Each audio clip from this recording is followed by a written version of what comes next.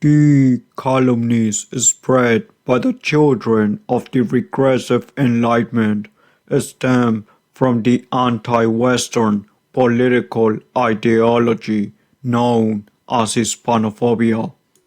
And we Native Americans can describe this political ideology to have morphed from being racist anti-Hispanic exegesis into the systematic genocide of the Hispanic people and the Holocaust of their memory. These calumnies are the first example of propaganda, the systematic articulation of lies by a state, and were born during the early 16th century in reaction to the Hispanic hegemony of Europe and the rest of the world. An important figure in this propaganda is Bartolome de las Casas, who was, like Luther, a compulsive serial liar, even when it was unnecessary. This fact is important because it contextualizes his lies outside the benefit of Native Americans.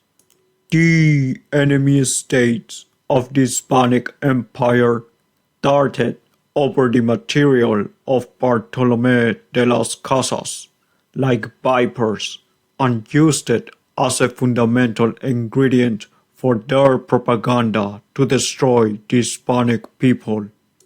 It was impossible to destroy the Hispanic people at that point through military confrontation, but propaganda allowed these anti-Hispanic vipers to attack the Hispanic people politically and socially.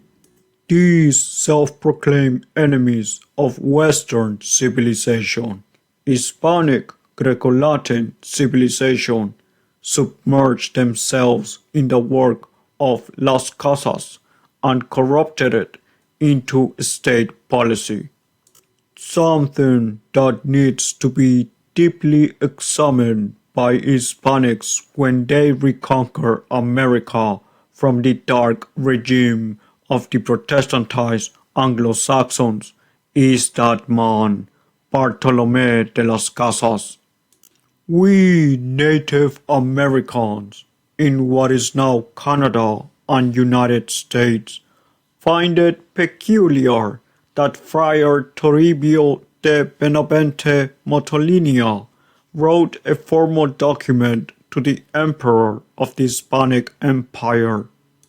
And it is a bit disquieting that the letter expresses concern about the hearing of Las Casas, calling him a mercenary disguised as a priest.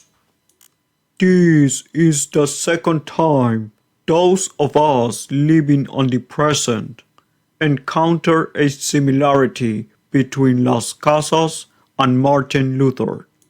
In fact, the well-recorded career of Las Casas lacks records of him doing masses or confessions. He never learned a Native American language, and his interaction with Native Americans were either distant failures or close extortions. But he lived like a rich man, bringing over the best wines from Europe.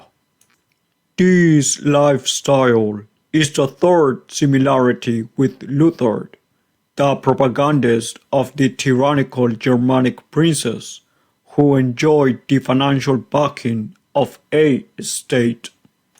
Perhaps at this point, the investigation on the meaning of Las Casas being a mercenary disguised as a priest should be postponed for after the Hispanic reconquest of America, especially when that accusation came from one of the 12 apostles of New Spain, a man who fought abuse while choosing to live with Native Americans on in his bout of poverty.